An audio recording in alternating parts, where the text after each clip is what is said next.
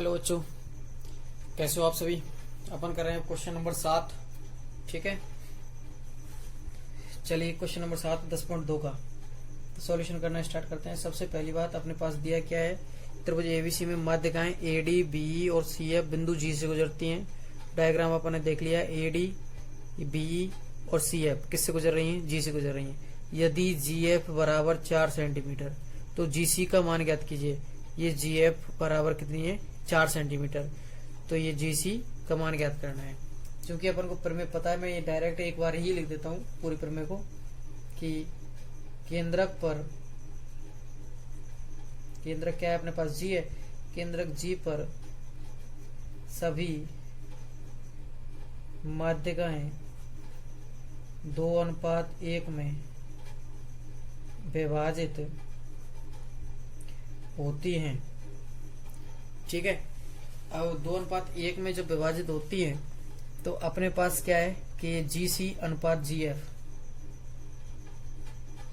GC बटे GF पहला कर रहा हूं, जीसी बटे जीएफ बराबर क्या आएगा, 2/1। अब जीएफ का मान, चूंकि जीएफ बराबर क्या दिया हुआ है, 4 सेंटीमीटर। जीएफ बराबर क्या दिया हुआ है, 4 सेंटीमीटर, इसलिए जीसी बटे 4 बराबर 2/1।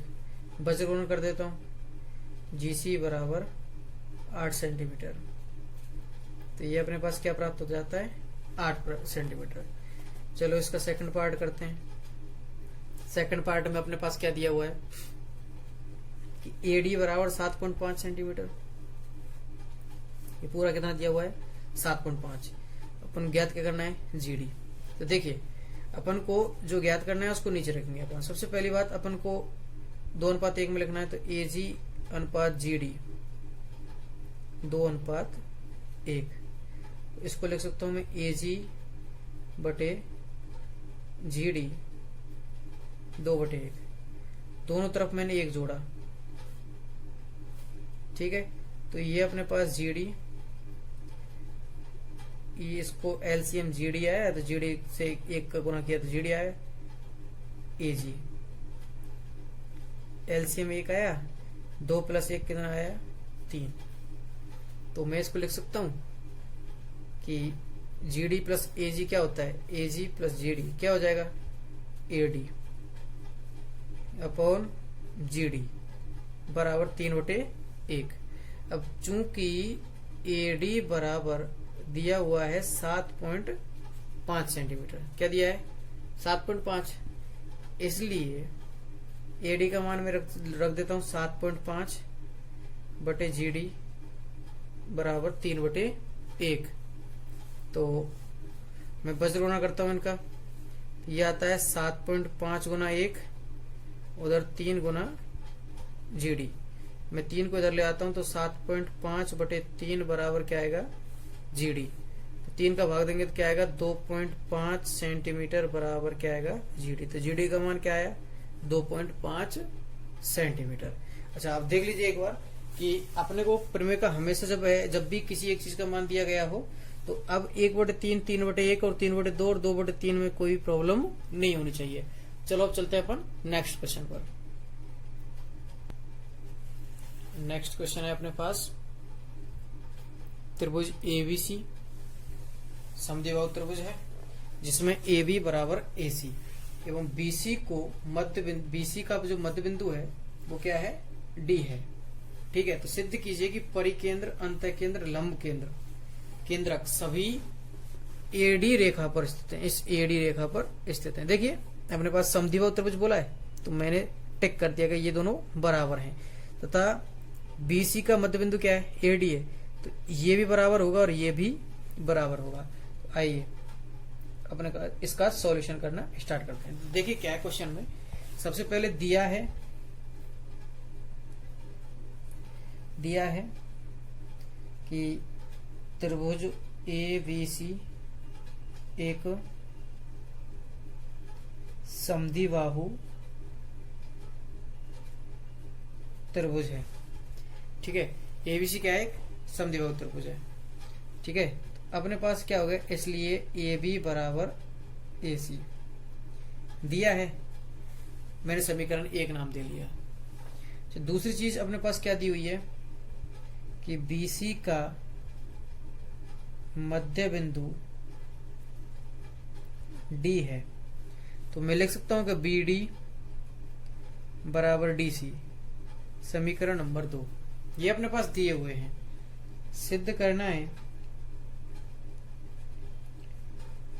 मैंने इनको यहां इसलिए दे लिया जैसे आपको पता रहे, मैं लिख दूं कि भाई ये समीकरण 1 से आया, ये समीकरण 2 से आया है। ठीक है, इस चीज के लिए मैंने यहां पर समीकरण दे दिए हैं। तो सिद्ध करना है, तो सिद्ध अपन को क्या करना है कि परिकेंद्र, अंतकेंद्र, लंब केंद्र, केंद्रक सभी किस पर स्थित हो? एडी रेखा पर। तो मैं लिखता हूं परिकेंद्र, अंतकेंद्र, लंब केंद्र और केंद्रक सभी एडी रेखा पर स्थित है। तो आइए उपपत्ति करते हैं। देखिए, उपपत्ति में सबसे पहली बात अपन लेते हैं कि भाई मैं लेता हूं एक, अपने पास ये तो बताया गया है कि ये मध्य बिंदु है। मध्य बिंदु है तो इसका मतलब ये क्या हुई? एक माध्यिका हुई।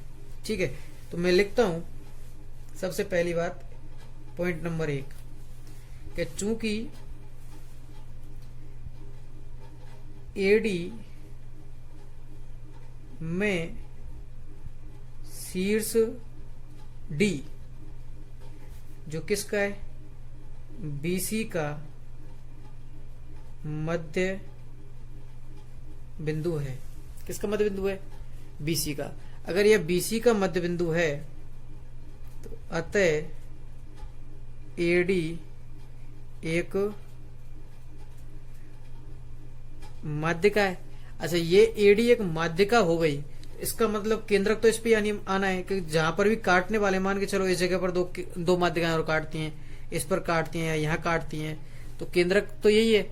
इसका मतलब मैं कह सकता हूं कि एडी एक माध्यिका है, अतः केंद्रक एडी पर स्थित होगा। पॉइंट 1 सफल हो गया अपना। सेकंड पर आइए कि त्रिभुज एबीडी एवं त्रिभुज एसीडी में, मैंने एबीडी लिया और एसीडी लिया। ठीक है, तो अपने पास आता है AB बराबर AC। कहां से? समीकरण 1 से। ठीक है, अच्छा, अब अपने पास आता है BD बराबर DC। ये वाली भुजा इस भुजा के बराबर है। कहां से? समीकरण 2 से। अच्छा, अब इसमें ये AD कॉमन है, तो AD बराबर AD क्या होगा? उभयनिष्ठ। ठीक है, अब ये उभयनिष्ठ हो गया, तो मैं लिख सकता हूं इसलिए त्रिभुज किससे? इसलिए एस एस एस सर्वांग समता से। ठीक है, त्रिभुज ए बी डी सर्वांग सम होगा त्रिभुज ए सी डी के। ठीक है, ये दोनों त्रिभुज कैसे होंगे? सर्वांग सम। अच्छा, जब ये सर्वांग सम हो गए तो अपन मान सकते हैं कि संगत जो कोण है वो बराबर होंगे। ठीक है, तो मैं लिख सकता हूं कि संगत कोण समान होंगे, इसलिए कोण बीडीए बराबर कोण सीडीए। भाई ये वाला कोण और ये वाला कोण, ये दोनों कोण क्या हुए? बराबर। चूंकि ये रैखिक युग्म है भाई ये एक ही रेखा पर बनने वाले दो समान कोण हैं, इसलिए मैं लिख सकता हूं, इसलिए कोण BDA बराबर कोण CDA बराबर 90 डिग्री। अच्छा ये 90 डिग्री हो गया तो ये हो जाएगा अपने पास जो ये 90 हुआ, ये 90 हुआ, इसका मतलब क्या हुआ, AD आता है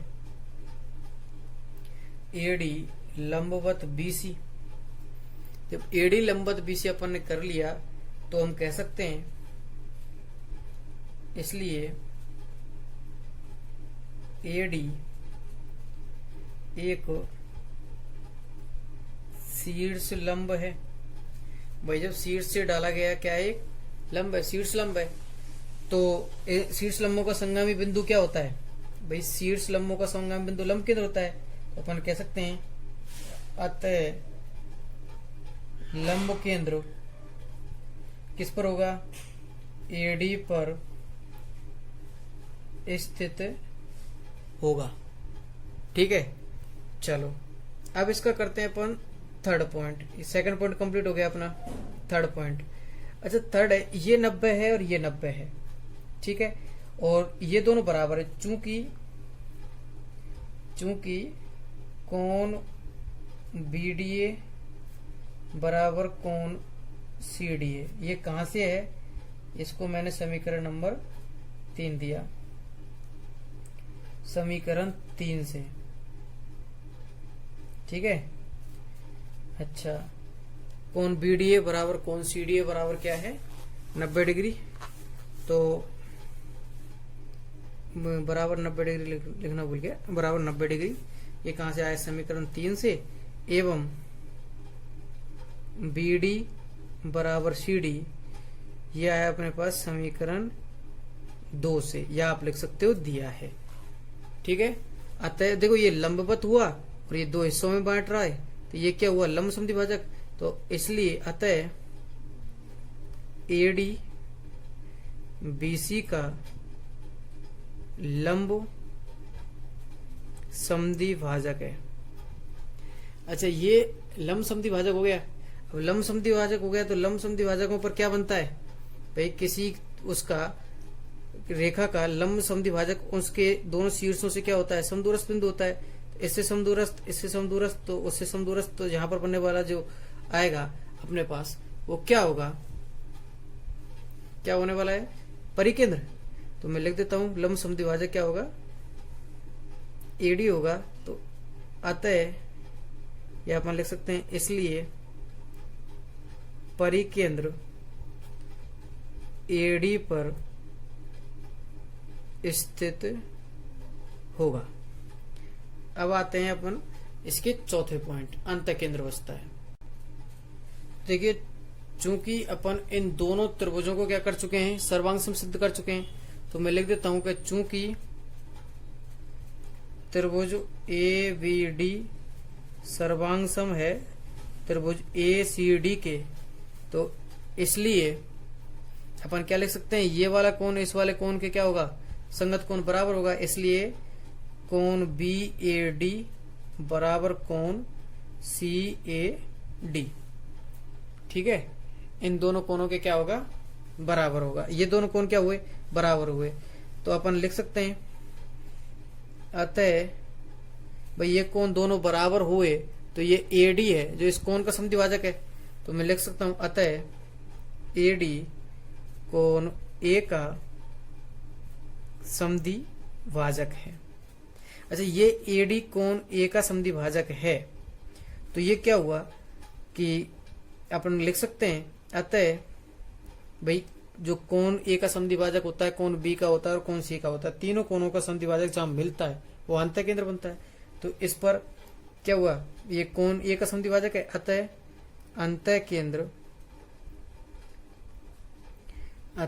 अंतःकेंद्र भी AD पर स्थित होगा। यही अपन को सिद्ध करना था कि ये चारों जो केंद्र हैं ये किस पर हैं, ये आपको इस AD पर सिद्ध करना था। ठीक है, चलो धन्यवाद। अच्छा, पढ़ते रहना। जो क्वेश्चन में अगर आपको कोई प्रॉब्लम दिखती है तो डाउट सेक्शन में, कमेंट सेक्शन में डाउट लिखना, ठीक है। धन्यवाद।